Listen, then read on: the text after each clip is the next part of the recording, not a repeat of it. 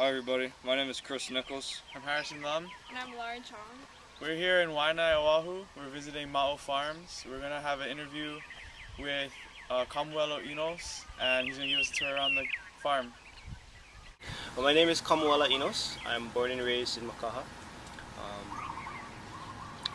2 valleys over.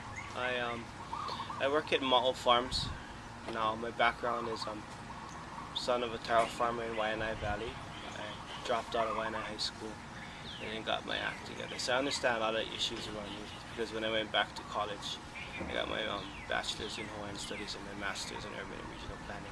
And I carry a lot of the memories of both being raised on a farm and how that made me feel a sense of connectedness.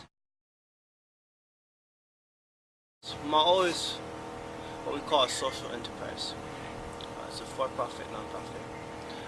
The for-profit side is that we're a 16.5-acre certified organic farm, meaning that there's a lot of different things that go into being an organic farm. Primarily though, it's what people mostly speak to is the fact that we don't use any chemical inputs, both for fertilizers and for pesticides. Everything that we have is from naturally occurring compounds. But moreover, I think organic farming is really about growing in a way that understands an ecology. But the reason why that's important, is important for Hawaii is the fact that we import so much to our islands, and so much of what we do is dependent on foreign oil, and so much of conventional agriculture is dependent on foreign oil. And the mindsets behind conventional agriculture is that we're going to make the land grow and grow and grow and grow without understanding ecology, without understanding soil science, without understanding how things grow naturally. And by growing food in an organic manner, it's about understanding how do we work within the limits of our ecology and grow in a way that's sustainable, that we don't tax the land beyond its capacity and don't leave future generations depleted resources. And how do we also look at growing in a way where we try to use as much locally sourced materials so that we're not dependent on imports. Nobody would be talking about sustainability if it wasn't for global warming. People are only trying to change because they're starting to see problems. My dad always says, you don't fix a hole in the roof when it starts to rain. You don't wait for the problems to try to address it. And I think the challenge I see with eco-friendly and green-friendly that is becoming a trend. And people are doing it because they can make money. Grow about 30 to 40 different type of varieties of crops. And part of the key tenets for us of sustainable agriculture, organic farming, is what we call biodiversity. Salads. We also have some of our root crops in the back. We have our hakune, which is Japanese radish. We have radishes. We have carrots. Beets. We have our orchards. We have our mangoes. We have our lemons. So you can see we have a whole range of different things, from leaves to roots to like eggplants to fruits. So we try to carry as much as we can. We do all our own packing and distribution. Oh. So if you look on the top, this is the heart of the farm in some respects.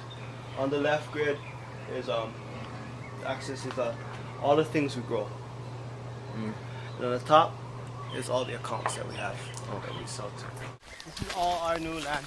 So it goes from the line of trees back there down to the road. Oh. And we're still growing, but we've already grown. Great thing about organic farming. Try. Our greens are. Thank you. Since I work on the farm, it's like eating cardboard when you're salad. You can also tell now what fresh produce tastes like. I cannot absolutely choose.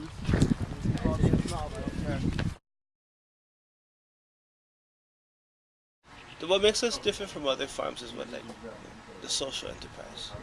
Like you talked about the industrial ag model, where people see farming as a way to make a lot of money. The tool we use is we flip that. And I guess the key thing is we have a different definition of successful. And success not just in pure bank, like capital money, but for us success is measured in different ways. It is measured by money. We have to be a farm that's able to produce high, but it's also measured by how successful our students are in college. It's also measured by how we as a farm is able to create more opportunities for more farms to grow and more sustainable ag to grow. So the tools we use, therefore, if we have a different measure of success, is we use youth as empowerment as a tool to become a successful farmer. Businesses, traditionally, Western model is like, how do we make money? And your success is gauged on purely, the challenge is making as much money as we can. When you're a program like this, there's so many different things that we count success by. So it's like, if we just make money, we could just fire all these kids and hire a bunch, at this point, of farmers. There's so many challenges. I mean, there's challenges in how people perceive land should be used. Because our model is like, if we're just successful in Waianae, but the rest of the ag land in Hawaii, the state of the world, is used for sprawl, is used for genetically modified export crops, then we fail. We also, if farming is successful, but our kids can't go to college, then we failed. If the kids are successful, they come out successful, but they move away from Hawaii and they go work for a corporation, they don't really give back to the community, then we failed.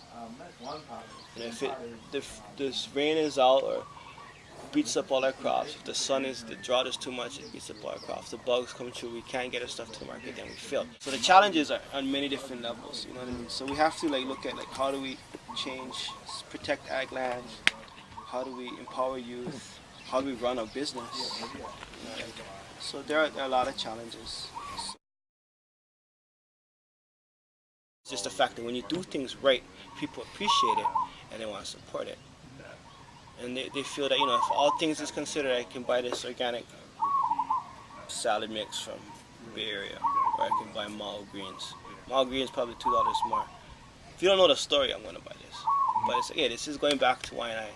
This money is going to put kids in Waianae College. This money is going to an organization that's really making a stand for sustainable organic ag in Hawaii. Then people are like, I want to buy this, and then you start to create people that, a different kind of relationship with your customers. It's almost like friends. We're going to support you because we believe in you, not just because your stuff is the cheapest. And that's kind of where we're at.